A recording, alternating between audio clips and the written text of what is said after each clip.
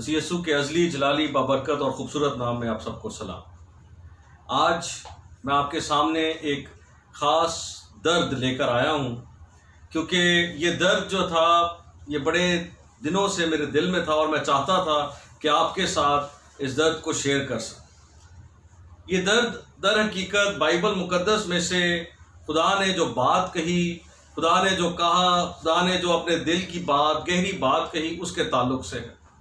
आखिर ज़माना की कलीसिया के लिए है, मेरे और आपके लिए है। सो मैं यहाँ पर अपने आप को भी इसमें शामिल करता हूँ, क्योंकि जब खुदा ने बात की तो हम सब के लिए बात की। ये बात मेरे हाल मुस्तकबिल माजी के लिए या आपके हाल मुस्तकबिल माजी के लिए और इस ज़माना की कलीसिया के लिए है। लिहाजा ये जो बातें मैं करने वाला हूँ इसमें मैं भी शामिल हूँ। जो बात खुदा ने मुझे कही वो यिर्मयाह में से थी। यिर्मयाह उसका 2 बाब और उसकी 13वीं आयत में लिखा है, और ये खुदा की बात है, खुदा के कलाम में से बात है। क्योंकि मेरे लोगों ने 2 बुराइयां की, उन्होंने मुझ आबे हयात के चश्मे को तर्क कर दिया और अपने लिए हौज खोदे हैं, शिकस्ता हौज जिनमें पानी नहीं ठहर सकता। खुदा उनके पाक कलाम के पढ़े, सुने और समझे जाने पर उसकी बरकत। 2 बड़ी बुराइयां, खुदा कहता है कि 2 बड़ी बुराइयां मेरे लोगों ने की हैं। और 2 बड़ी बुराइयां जो कहता है खुदा, उसमें से पहली बुराई ये कहता है कि उन्होंने मुझ आबे हयात के चश्मा को तर्क किया है, यानी बहते पानी को तर्क किया है, यानी ज़िंदगी के पानी को तर्क किया है। और दूसरा गिला जो खुदा करता है वो करता है कि उन्होंने खुद के लिए हौज खोदे हैं, और वो भी शिकस्ता हौज हैं जिनमें पानी ठहर नहीं सकता। सो आज हम इन 2 बातों को देखेंगे कि वो 2 बातें कौन सी हैं जो खुदा कहता है कि आज की कलीसिया ने ये की हैं, और आज की कलीसिया खुदा के दीदार से महरूम हो गई है। खुदा आज उस तरह बात नहीं करता जिस तरह पहले किया करता था। सो आज हमें इन दोनों को देखना है। आप ये जानते हैं और आप ये मानते हैं, और आपका कलाम ये कहता है कि हमारा खुदा कल और आज बल्कि अब तक यकसा खुदा है। तो आप ये भी जानते हैं कि आपको और मुझे, हमें खुदा की शबीह पर बनाया गया है। हम खुदा का अक्स हैं, हम खुदा की शक्ल सूरत के ऊपर ढाले गए हैं। और अगर हम ऐसे हैं तो फिर हम में भी कोई ना कोई ऐसी बात है जो खुदा की तरह ही होती है। हम भी नहीं बदले। आज इंसान को इस दुनिया में आए हुए 6000 साल हो गए। बाइबल की रूह से 6000 साल मुकम्मल हो चुके। अगर खुदा नहीं बदला तो इंसान भी अपनी हरकत में नहीं बदला। आदम ने भी वैसे ही गुनाह किया था, आज भी हम वैसे ही गुनाह करते हैं। गुनाह करने की हरकत हमारी वैसी की वैसी, हम वैसे बदले ही नहीं। तो खुदा ये कहता है कि मेरे लोगों ने 2 बुराइयां की हैं, पहले भी की थी, अब भी कर रहे हैं। उन्होंने मुझ आबे हयात के चश्मा को तर्क कर दिया। दैट इज द फर्स्ट सिन जो हम कर रहे हैं, कि हमने आबे हयात के चश्मा को तर्क कर दिया। यीशु मसीह जब इस दुनिया में थे तो उन्होंने यूहन्ना की इंजील उसके 16वें बाब की नामी आयत में फरमाया, गुनाह के बारे में इसलिए कि वो मुझ पर ईमान नहीं लाते। Jesus himself said this. ये अल्फाज यीशु के खुद के हैं। गुनाह के बारे में इसलिए कि वो मुझ पर ईमान नहीं है। मैं आपका आयत का एक हिस्सा बता रहा हूँ। वो मुझ पर ईमान नहीं लाते। ईमान लाने का मतलब ये हरगिज़ नहीं है कि आप एक मुंह से इकरार कर लें और दिल से उसको कबूल कर लें और बस बैठ जाएं। इकरार करने का मतलब ये है कि आप उसके मुताबिक फल भी लाएं, आप उसके मुताबिक अपनी ज़िंदगी को चलाएं भी। हम में से बहुत से ऐसे हैं जिन्होंने यीशु को कबूल तो कर लिया है, लेकिन यीशु को जाहिर ही नहीं होने दिया अपने में से। हमने यीशु को अपनी आंखों में, अपने दिल में बंद तो कर लिया है, लेकिन यीशु हम में से काम ही नहीं कर सकता। We are not letting him कि हम उसके हाथ में काम के लिए इस्तेमाल हो सके। हम उसको इस इजाज़त ही नहीं दे रहे हैं। और ईमान लाने का मतलब ये नहीं है कि ईमान ला के आपने रख दिया। ईमान एक फेल है। ईमान कोई इसम नहीं है। ईमान एक फेल है, एक हरकत है। और इस ईमान की हरकत को जब तक आप दिखाएंगे नहीं, तब तक आप इस दोनों बुराइयों में से पहली बुराई में ही रहेंगे कि आप बाबे हयात को तर्क कर देंगे, क्योंकि आपने हरकत में दिखाया नहीं।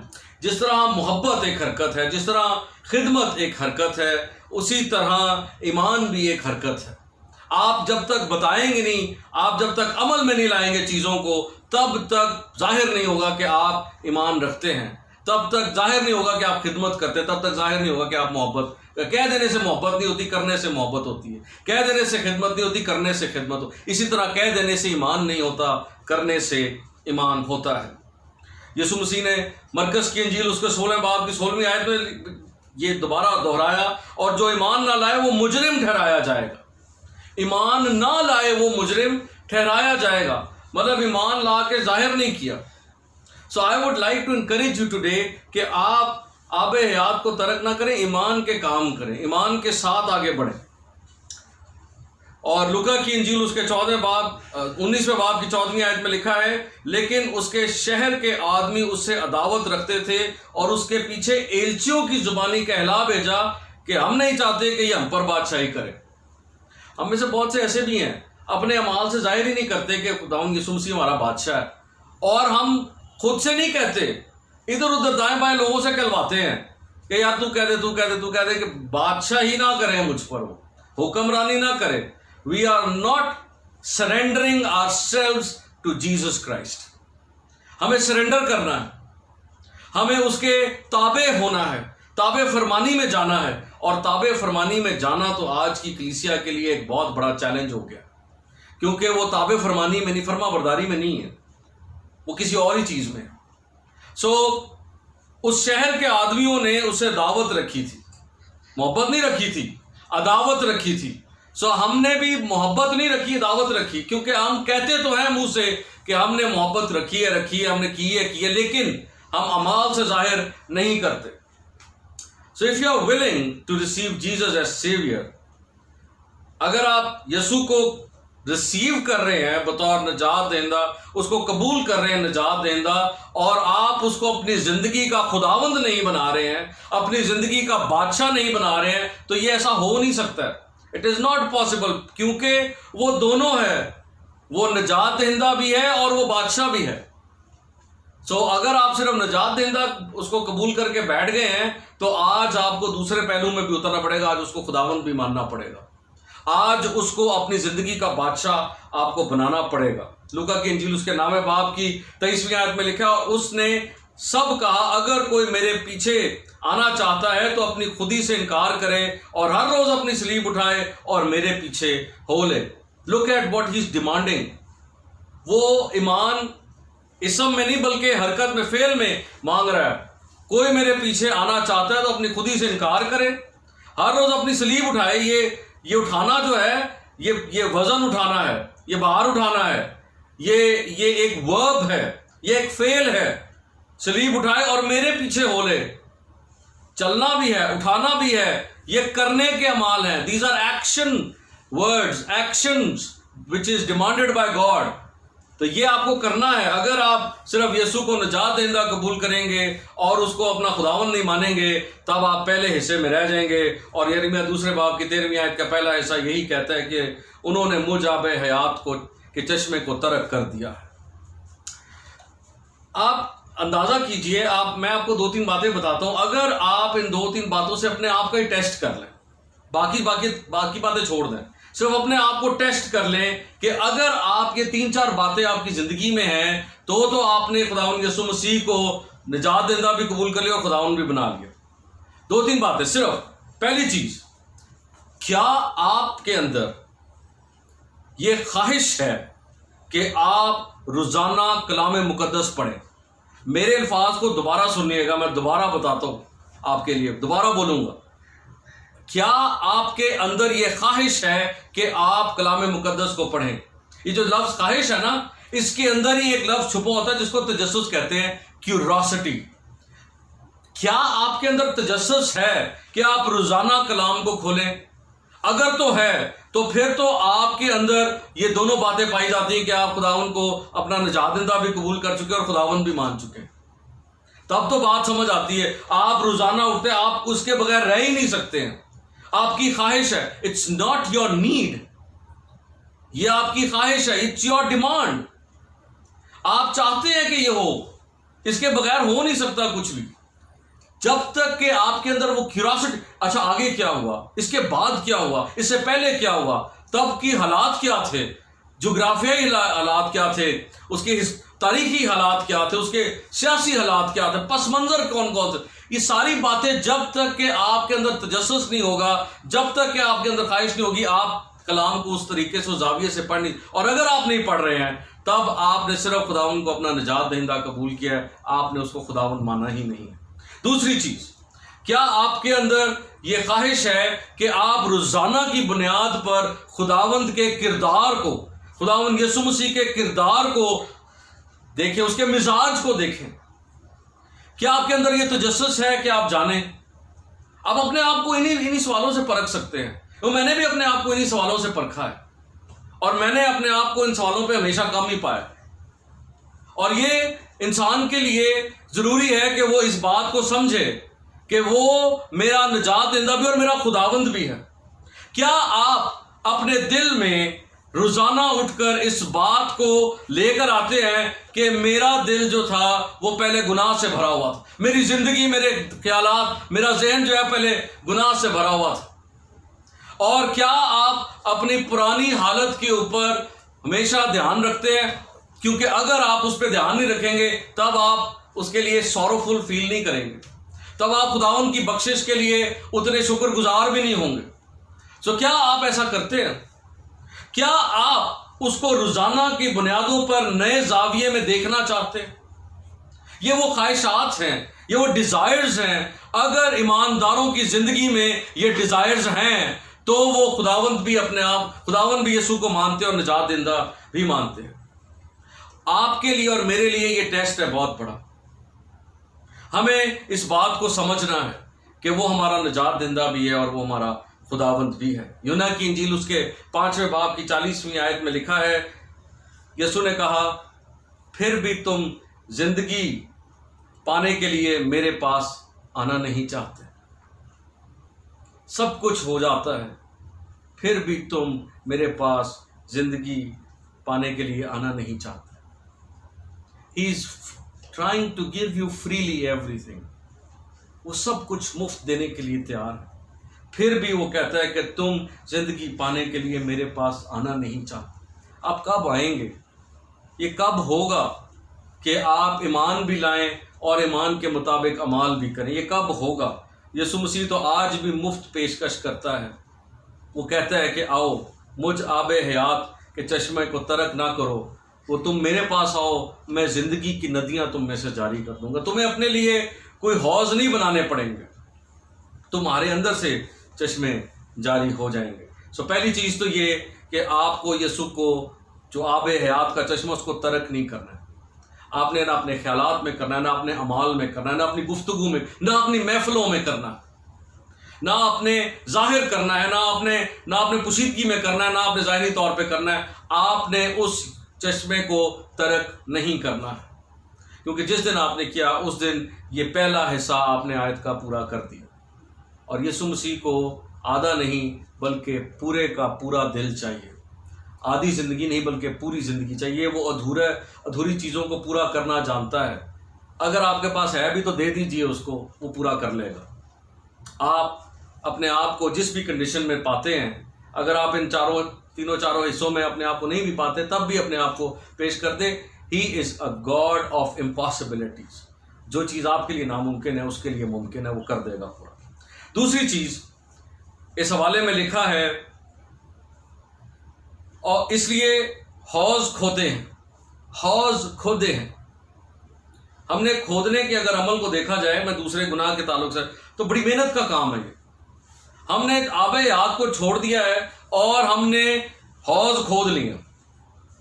हौज भी ऐसे खोदे हैं जो शिकस्ता हैं, जिनमें पानी ठहर नहीं सकता, ऐसे हौज खोद लिए, लीकेज है उनके अंदर। अब जो हमने हौज खोदे हैं वो खुदा के काबिल तो है नहीं, क्योंकि खुदा जो है वो ठहरे पानी में काम नहीं करता, खुदा बहते पानी में काम कर रहा है। खुदा कहता है कि मैं तुम्हें चश्मा देना चाहता हूं, और हम कहते हैं हमें ठहरा हुआ पानी चाहिए।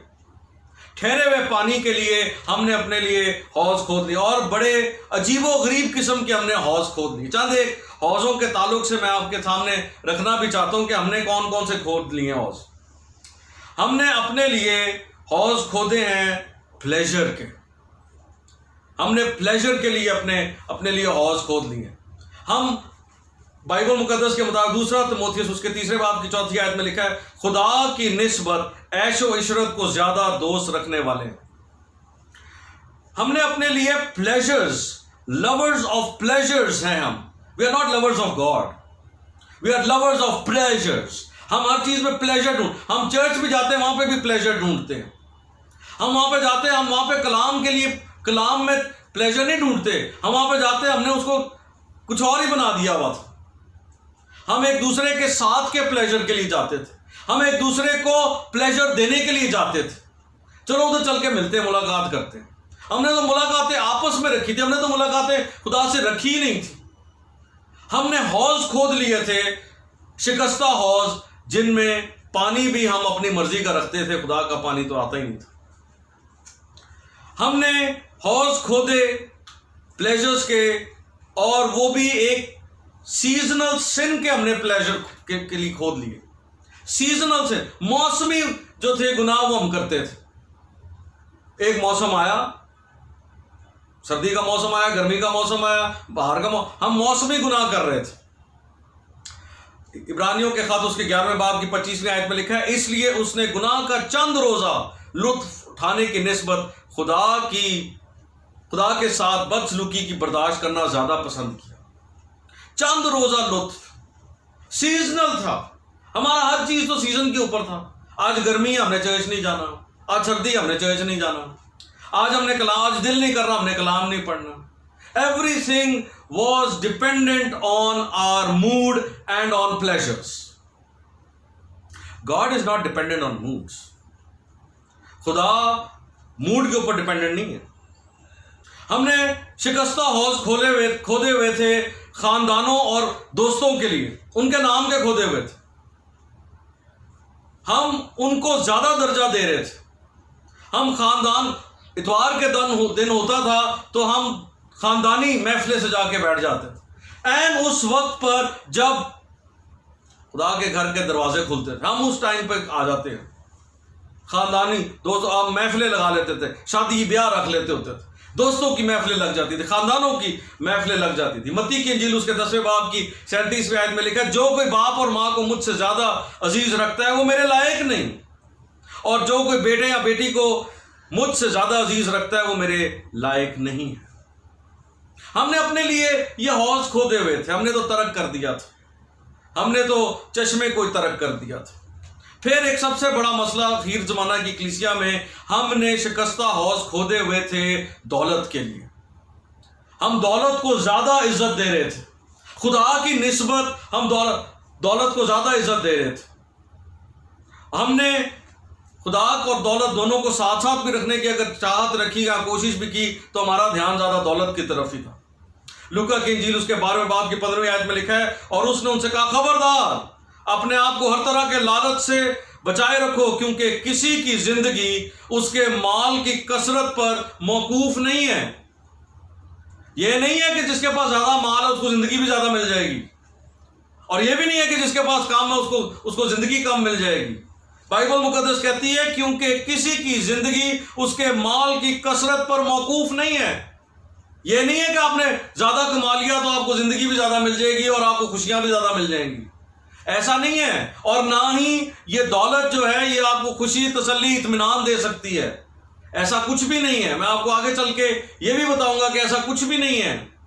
ये सिर्फ एक गुब्बारा सा बनाया हुआ है इब्लीस ने, एक बड़ा हवा बनाया हुआ है, एक बड़ा स्टैंडर्ड बनाया हुआ है, और उसी स्टैंडर्ड और उसी कसौटी पर हम एक दूसरे को परख रहे हैं। ईमानदार भी परख रहे हैं और गैर ईमानदार भी परख रहे हैं। मत्ती की इंजील उसके 16वें बाब की 26वीं आयत में लिखा, और अगर आदमी सारी दुनिया हासिल करे और अपनी जान का नुकसान उठाए तो उसे क्या फायदा होगा? या आदमी अपनी जान के बदले क्या देगा? What can you give? खुदा को रद्द करके व्हाट विल यू गेन? आप हासिल क्या करेंगे? हौज बना लिए, अपने अपनी मर्जी की चीजें इकट्ठी करना शुरू कर दी। अपनी जिंदगी के अंदर झांके तो एक दफा देखें। मैंने जब अपनी जिंदगी पे झांका तो मैं तो अपने आप को खाली पाया। इसी वजह से तो मैं ये बातें आपके सामने कर रहा हूं। फिर एक और बहुत बड़ा हौज आज की कलीसिया के अंदर घुसाया हुआ है, शिकस्ता हौज, जिसमें पानी नहीं ठहर सकता। और ये हौज जो है ये बड़ा खतरनाक हौज है। बाकी जितने मैंने आपको बताया चले वो तो हम जानते मानते समझते भी हैं। ये तो ऐसा हौज है जो जाहिर तो होता है कि बड़ा करामत है, लेकिन दर हकीकत बड़ा खौफनाक खतरनाक है। ये हौज जो है ये मॉडर्न गैजेट्स का हौज है। जितने गैजेट आपके हाथ में हैं ये सब के सब एक हौज है, और ये आपको खुदा के हकीकी कलाम से, जिंदा कलाम से अलहदा करते हैं। एक लफ्ज इस्तेमाल किया जाता है आज के दौर में, आज की कलीसिया के अंदर, मल्टीटास्किंग। ये मल्टीटास्किंग का मतलब मैं आपको बताता चलूं कि इसका मतलब ये एक ही वक्त में मुख्तलिफ काम कर रहे होना। और लोग ये बड़े फख्र से कहते हैं कि जी हम मल्टीटास्किंग कर रहे हैं, हम ये भी कर रहे हैं, साथ ये भी कर रहे हैं, साथ ये भी कर रहे हैं। मैं आपको एक और बात बताता चलूं, मल्टीटास्किंग का मतलब है लेस फोकसिंग। आप कर तो सब कुछ रहे हैं लेकिन किसी एक को भी फोकस नहीं कर पा रहे हैं। वो कहते हैं ना, जैक ऑफ ऑल ट्रेड्स, लेकिन इसका दूसरा हिस्सा भी सुनते चलिए, jack of all trades master of none. कर तो सारा कुछ लेते हैं लेकिन कल का कामलियत से कुछ भी नहीं सकते। सो आज के दौर के अंदर जो सबसे बड़ा डिसेप्शन है और हमने अपने लिए हौज खोदा हुआ है वो गैजेट्स है। मैं तो कई घरों के अंदर ऐसा भी देखा है कि रोटी नहीं होती है लेकिन मोबाइल जरूर होता है। रोटी नहीं होती, जो असल चीज है वो है ही नहीं। हमारी रूहानी तौर पे भी यही हरकतें हैं, हमारे पास असल चीज नहीं है। वो जिंदगी की रोटी, वो जिंदगी का पानी हमारे पास नहीं, लेकिन और दूसरी चीजों की तरफ हमारा ध्यान है, और उसके हसूल में हम हर हद से गुजर जाते हैं क्योंकि हमने शिकस्ता हौज खोदे में, हमने उस चश्मे को ही जो है रद्द कर दिया। यशायाह नबी के सहीफे उसके 55 बाब उसकी दूसरी आयत में लिखा है, तुम किस लिए अपने रुपए उस चीज के लिए जो रोटी नहीं और अपनी मेहनत उस चीज के वास्ते जो आसूदा नहीं करती खर्च करते हो। That is a very big question. खुदावंद के कलाम में पहले लिख दिया गया था, जो आपके हाथ में गैजेट्स हैं जो आप इस्तेमाल कर रहे हैं, इनके बारे में, तुम किस लिए अपने रुपए को उस चीज के लिए जो रोटी नहीं और अपनी मेहनत उस चीज के वास्ते जो आसूदा नहीं करती खर्च करते हो। That's a big question. इसको आंसर करें कि आप क्यों खर्च कर रहे हैं जब वो ना आपको रूहानी तौर पे तस्कीन दे रही है ना जिस्मानी तौर पे तस्कीन दे रही है। आप क्यों अपना टाइम खर्च कर रहे हैं, क्यों अपना रुपया पैसा खर्च, क्यों अपना आप ध्यान खर्च कर रहे हैं। Why are you spending it when you are gaining nothing. इसका दूसरा हिस्सा, तुम गौर से मेरी सुनो और वो चीज जो अच्छी है खाओ और तुम्हारी जान फरवरी से लज्जत उठाए। God wants you to have the real thing. ये आर्टिफिशियल चीजें नहीं चाहता खुदा। फिर एक और हमने शिकस्ता हौज खोद रखा है, दिखावे का मजहब। ये हमने खोद रखा है, हम दिखावे के लिए मजहबी हैं। हम खुदा के साथ रिश्ता नहीं रखते, हम मजहबी बातों में फंसे रहते। इसीलिए तो हमारे जो गीत हैं वो ही मुर्दा हो गए, इसलिए तो हमारी दुआएं जो हैं वो ही खुश्क हो गई हैं, इसलिए तो हमारी गवाहियां जो हैं वो बेजान हो गई हैं, इसीलिए तो हमारी ऐसा साथ मसीह की तरफ वो ख़त्म हो गए हैं, इसीलिए तो हमारे मुलाकातें मसीह के साथ ख़त्म हो गई हैं, इसीलिए तो हम मसीह की खिदमत को करना मुश्किल समझते हैं। इसलिए कि हमने अपने लिए शिकस्ता हौज खोद लिए। मिसाल की किताब उसके 13वें बाब की 15वीं आयत में लिखा है, लेकिन दगाबाजों की राह कठिन है। दगाबाजों की राह कठिन है। ये दगाबाजी ही है जो मैं और आप कर रहे हैं। हम आबे हयात को छोड़कर अपने लिए शिकस्ता हौज खोद बैठे हैं। छोड़िए इन बातों को, आइए हम चश्मे की तरफ बढ़ें, आइए आबे हयात की तरफ बढ़ें। मुकाशफा की किताब उसके 21वें बाब की छठी आयत में लिखा है, मैं प्यासे को आबे हयात के चश्मे से मुफ्त पिलाऊंगा। आइए अपने अंदर वो प्यास तो लेकर आए, क्योंकि प्यासे को पिलाएगा। जो पहले से ही पूरा है उसको खुदावंद पिलाएगा नहीं, जो प्यासा है उसको पिलाएगा वो। आइए अपने अंदर इस प्यास को तो बढ़ाएं। आइए हम इन दो बुराइयों को अपने अंदर से निकालें। हम एक तो उसको तर्क ना करें, दूसरा हम अपने लिए हौज ना खोदें। आप मेहनत भी कर रहे हैं, आप सब कुछ कर रहे हैं, आप सिर्फ हौज भी खोद रहे हैं, तब भी आप खुदा के खिलाफ जा रहे हैं। हर चीज़ तो मुफ्त है वहाँ पर, उसके हाँ उसकी खिदमत में, उसकी किंगडम में, उसकी बादशाह, हर चीज़ मुफ्त है। आप क्यों अपने लिए ये कमाना चाहते हैं? खुदावन कहता है आओ मैं तुम्हें मुफ्त पिलाऊंगा, आइए मुफ्त पीने के लिए तैयार हो। Everything is free free free for you, why do you have to work?